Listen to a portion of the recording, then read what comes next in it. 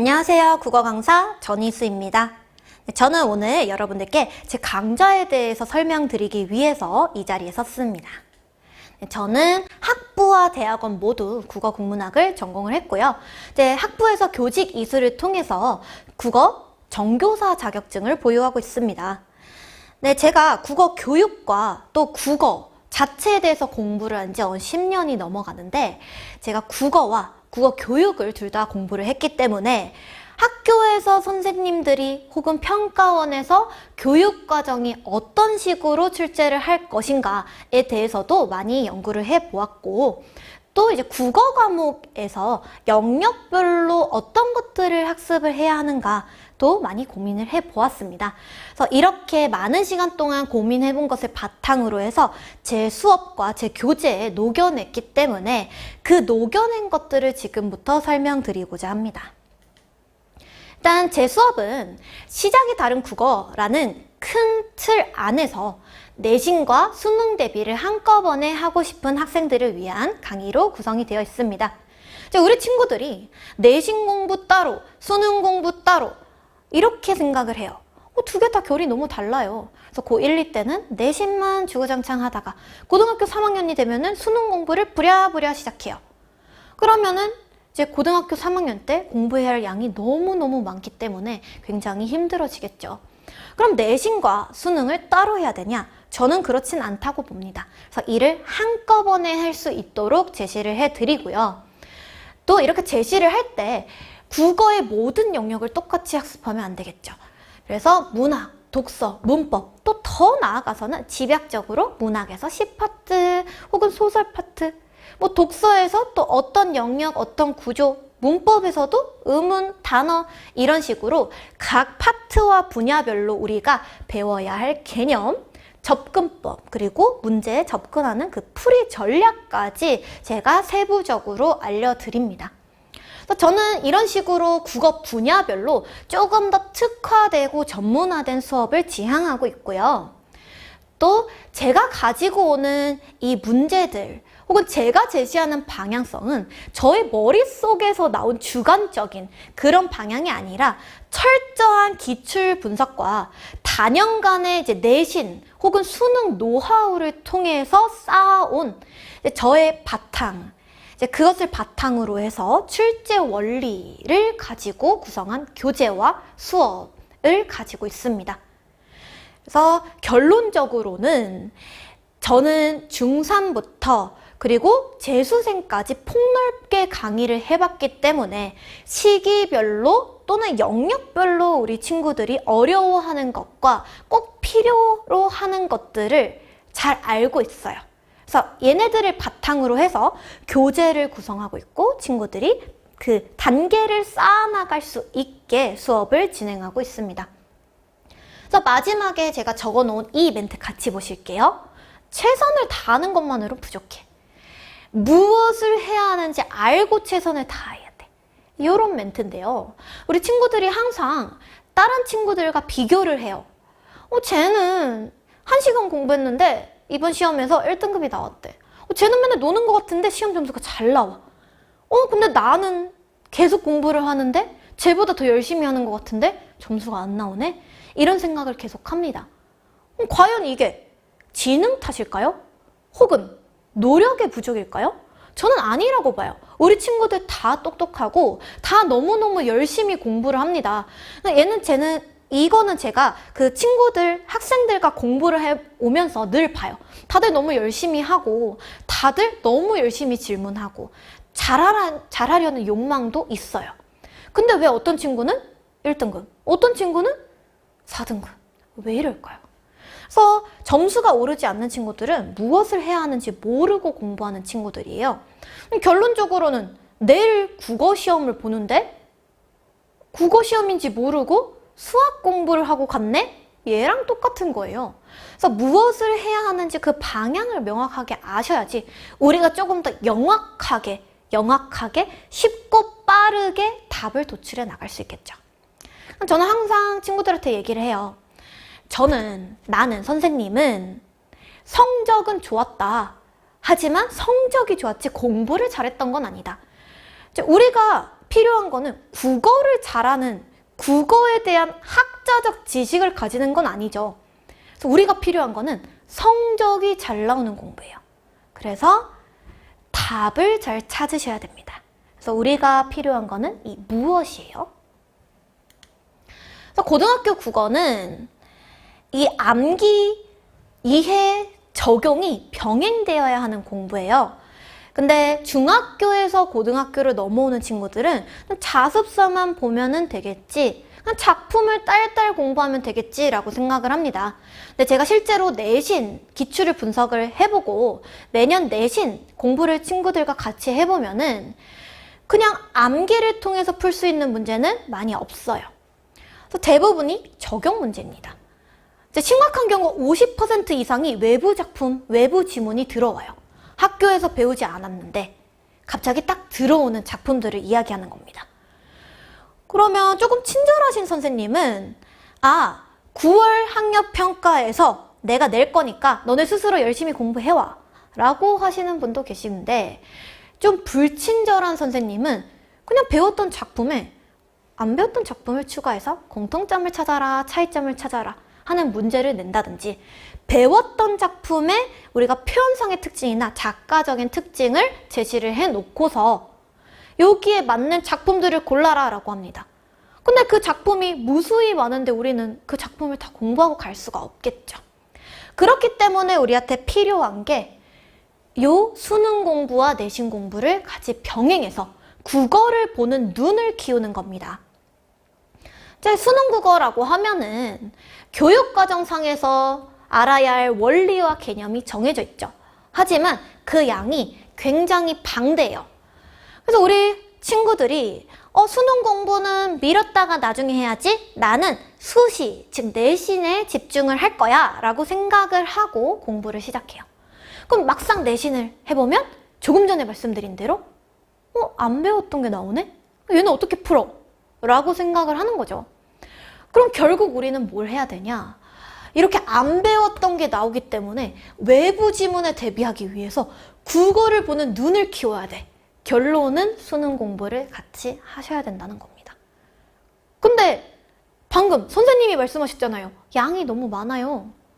단기간에 실력을 향상시키기에도 어렵고 이 많은 양을 한두 달 안에 끝내기도 굉장히 힘들어요. 그럼 우리 어떻게 공부해야 돼? 명확하게 기출 원리에 따라서 그 다음 내신에 나올 것들을 미리 학습하고 가야 되겠죠. 그래서 우리는 조금 더 효율적으로 공부를 해야 됩니다. 결국에 우리가 국어 학습이라고 하면은 출제자가 요구하는 역량을 기르는데 초점을 두셔야 되는데, 뭐가 문제로 출제되는지를 알아야 하는 거고, 또 이를 알아야지 무엇을 공부할지를 알겠죠. 그래서 출제되는 것을 알고서 적용할 것들을 우리가 뽑아서 전략을 세우고 걔를 수없이 반복을 하면서 자동화될 수 있게 연습하는 것이 포인트입니다. 근데 얘를 우리 학생들이 직접 하기에는 굉장히 어렵기 때문에 이제 선생님이 도움을 드리는 거죠. 저와 함께 반드시 필요한 것들을 학습하고 얘네들을 적용할 수 있는 학습을 해나가면 되겠습니다. 그래서 국어 같은 경우에는 잘못된 방향으로 학습을 하면은 굉장히 교정이 어려워요. 우리 학생들이 하는 공부 중에서 가장 안타까운 게 막 문제를 풀어요. 풀고서 맞았다, 틀렸다, 맞았다, 틀렸다 계속 체크를 해요. 그리고 틀린 문제 뭐 해? 해설지 보면서 이런 거였군 하고 이해하고 넘어가요. 실력 안 오릅니다. 열심히 시간 투자는 했지만 실력은 안 올라요. 왜? 이제 우리가 그 지문이 수능에서는 그대로 출제되지 않죠. 근데 친구들은 자꾸 지문을 이해하는 방향으로 가요. 이런 식으로 가면은 우리가 나중에는 그냥 계속 아는 거네? 모르는 거네? 맞았네? 틀렸네? 이것만 반복하게 돼요. 이런 학습은 수능 시험지를 갖다 초등학생들한테 풀어라 라고 해도 똑같이 할 수 있습니다. 그래서 우리는 처음부터 정확하고 확실하게 우리가 해야 될 게 무엇인가 라는 그 방향을 명확하게 잡아서 가셔야 합니다. 그래서 이제 제 커리큘럼은 그 방향을 잡기 위해 구성이 되어 있는데요. 이제 피라미드 구성처럼 차근차근 쌓아나가는 식으로 구성을 하고 있습니다. 굉장히 단순해 보이지만 방학 기간 동안에는 꼭 필요한 수능 개념, 또 내신 외부 지문을 대비하기 위해서 필요한 개념들을 위주로 진행을 하게 되고요.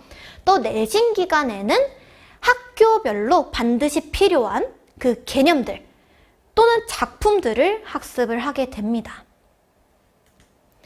결론적으로 제 수업은 내신 대비와 수능 대비를 한 번에 하는데, 이 한 번에 한다는 의미가 모든 수능 개념과 모든 내신에 다 아우를 수 있어요 라는 게 아니라 그 개념 적용 방법까지 해서 반드시 알고 가야 하는 핵심 위주로 암기량을 줄여서 적용할 수 있게끔 간다라고 하는 이야기입니다. 그래서 우리가 방학 기간 동안 혹은 내신 기간 동안에 키워야 하는 거는 종합적인 사고력이에요. 그러니까 선생님과 함께 개념을 같이 학습을 하고 내가 알려주는 키워드들을 같이 약속을 해 나가면서 이제 문제에 하나하나 반복되는 것들을 적용을 해보고 얘를 계속 반복해서 문제풀이를 하면서 체화하고 내재화시키고 또 부족한 부분의 약점을 채우면서 가져가는 게 목표입니다. 그럼 조금 이제 궁금해 하실까봐 세부 영역별로 가지고 와봤어요. 이제 우리가 이렇게 4과목이 있고요. 문학과 독서라고 하면은 필수 공통 과목이기 때문에 그 중요도가 높아집니다. 수능 문제 기준으로 45문항 중에서 34문항이 독서와 문학에 초점이 맞춰져 있어요. 그러면 선생님의 수업도 역시나 여기에 초점을 맞추겠죠. 근데 선택 과목, 언어와 매체 과목 중에 들어가는 문법이 또 들어갔네? 얘도 굉장히 중요합니다. 특히 고등학교 1학년 내신 같은 경우에는 문학과 문법에서 거의 5대5의 비중으로 출제가 되고요. 또 학교별로 비문학, 학력평가 기출문제를 가지고 오시기도 합니다. 그래서 고1 학생들은 이 3가지를 공부를 하셔야 되고요.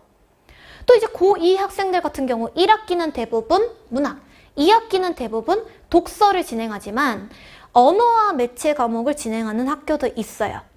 게다가 우리 수능에서 좀 높은 표준 편차를 받고서 고득점 상위권에 들어가기 위해서는 언어와 매체 즉 문법 과목이 필수적이기 때문에 우리가 고1, 고2 모두 문학, 독서, 문법을 두루 가져가는 게 좋다라고 말씀드리고 싶네요. 근데 이 독서, 문법, 문학이라는 걸 다 가져가면 너무나 양이 많기 때문에 전략적으로 학습을 하실 필요가 있습니다. 그래서 제가 어떤 전략을 세웠냐. 이제 문학과 독서는 기초를 다지는 것을 이제 메인으로 합니다. 이제 문학은 개념어라고 해가지고 시 파트에서 반드시 우리가 가져가야 할 개념, 또 산문 파트에서 가져가야 할 개념, 그 갈래별 특징에 따라서 공부를 하게 되고요. 독서 같은 경우에 우리 친구들이 가장 어려워하는 부분이죠.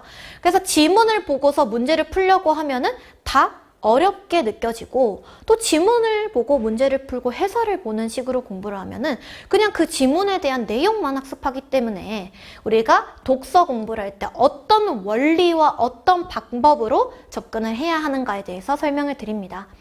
그래서 이제 독서는 문장 단위로 키워드 뽑는 방법, 문단 단위로 중요한 걸 뽑는 방법, 글 전체에서 구조를 파악하고 앞으로 나올 내용에 대해서 예측하는 방법과 거시적으로 그 구조를 보는 것 외에도 미시적으로 핵심적으로 우리가 가져가야 할 세부 내용에 대해서도 학습을 합니다.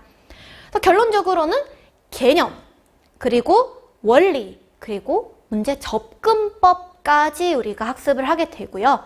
이 개념을 다 학습을 했는데 적용을 못하면 너무너무 슬프겠죠. 그래서 선생님과 함께 그 개별 작품들을 분석하고 외부 작품들에 적용하는 방법과 그 작품 자체 혹은 그 고전시가라고 하면 갈래적인 특징이 있기 때문에 그 갈래적인 특징 이런 것들을 적용할 수 있는 것들을 또 뽑아서 학습을 해서 실제적으로 문제에 적용하는 연습까지 하게 됩니다.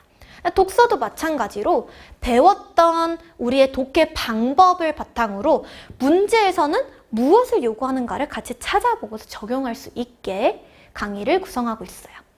결론적으로는 이렇게 학습을 하면은 문학을 보는 힘과 독서를 보는 힘을 기를 수 있게 됩니다. 문법 같은 경우도 우리 친구들이 너무너무 어려워해요. 선생님 문법은 다 암기하는 거 아니에요? 라고 생각하면서 너무 슬퍼합니다. 우리 친구들 암기 너무 싫어하죠. 근데 문법은 암기가 필수적이에요.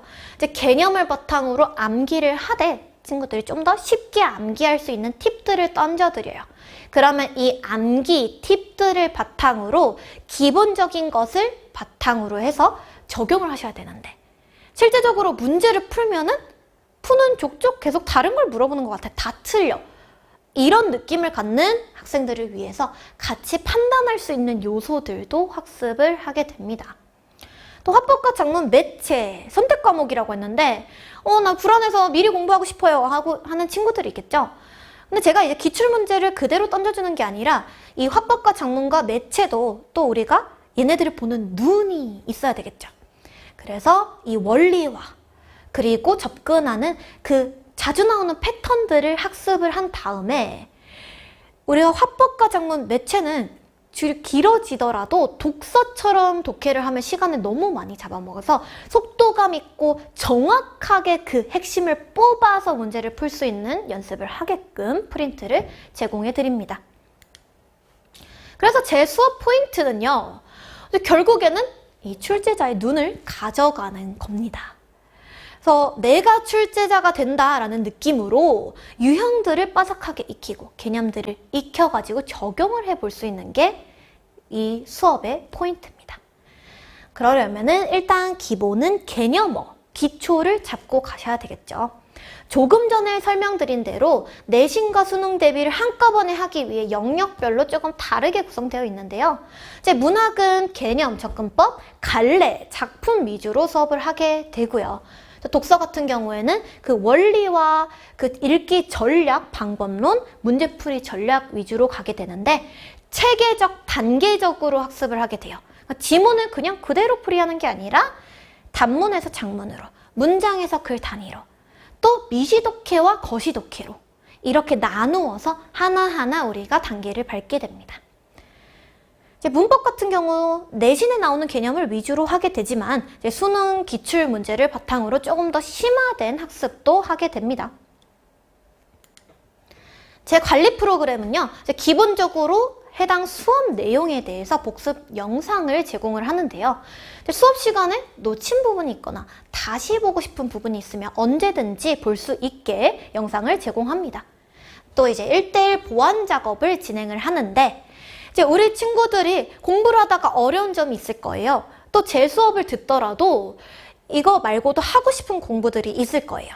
이제 그런 친구들을 위해서 혹은 본인의 약점을 모르는 친구들을 위해서 약점은 알지만 어떻게 해야 되는지 모르는 친구들을 위해서 1:1로 저와 상담을 하고 계획 혹은 방향성을 잡아드립니다. 시중교재로 공부를 하거나 혹은 이제 수능 강의를 듣는 친구들도 제가 그 교재를 가지고 오거나 그 모르는 부분을 저한테 말을 해주시면 1:1 보완 작업을 통해서 얘를 보완하게 됩니다.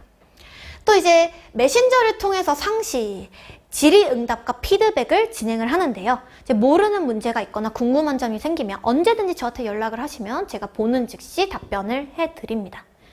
또 이제 어휘 테스트를 매주 진행을 합니다. 이제 우리 친구들이 어휘력이 약한 친구들이 있어요. 그래서 실컷 공부를 다 했는데 문제에서 물어보는 게 같은 건지 몰라서 틀리는 경우가 있습니다. 이런 안타까운 경우를 배제하기 위해서 매주 어휘 테스트를 진행을 합니다.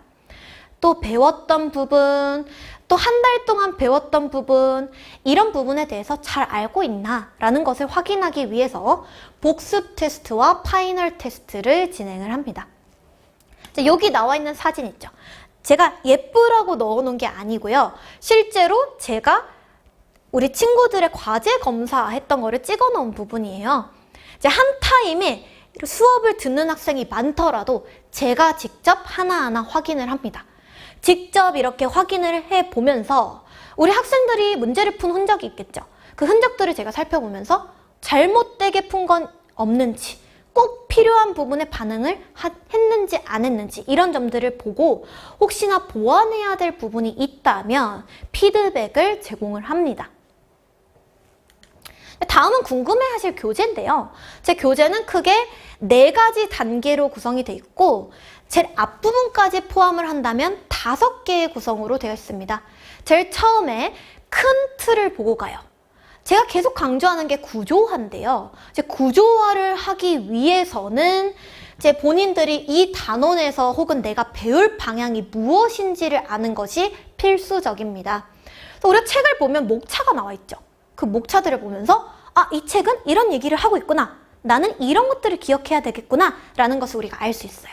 그래서 제 교재도 그 해당 문학이라던가 독서에서 꼭 필요한 것들을 구조화시켜서 핵심을 먼저 보고서 소단원으로 들어가서 이제 반드시 암기해야 될 것들을 위주로 필기를 하고요. 조금 더 세부적으로 들어가가지고 저만의 노하우로 암기 키워드를 제시를 합니다. 우리 친구들은 이 키워드를 열심히 이제 적은 다음에 이렇게 짧은 문제들에 적용을 해보는 연습을 해요. 이제 마지막 단계로 수능과 그리고 내신, 기출에 적용을 해서 문제를 풀 수 있게 된다면 가장 좋겠죠. 이제 독서도 마찬가지예요.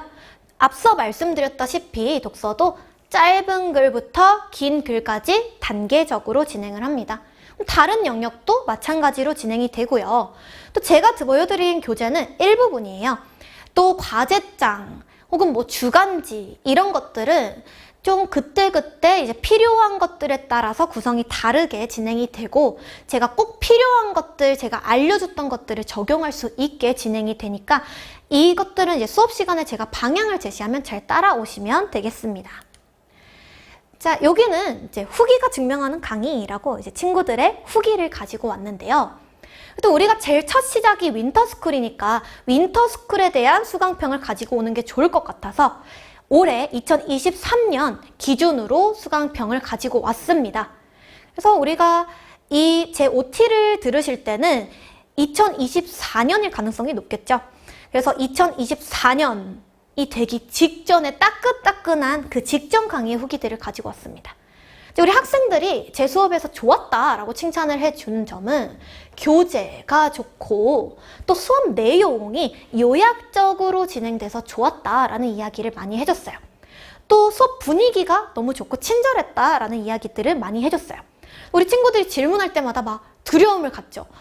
이거 나만 모르는 거 아닐까? 혹시 또 수업했던 거 질문한다고 혼나는 거 아닐까? 라고 생각하고 질문을 못하고 전전긍긍하는 경우가 있어요. 혼 안 냅니다.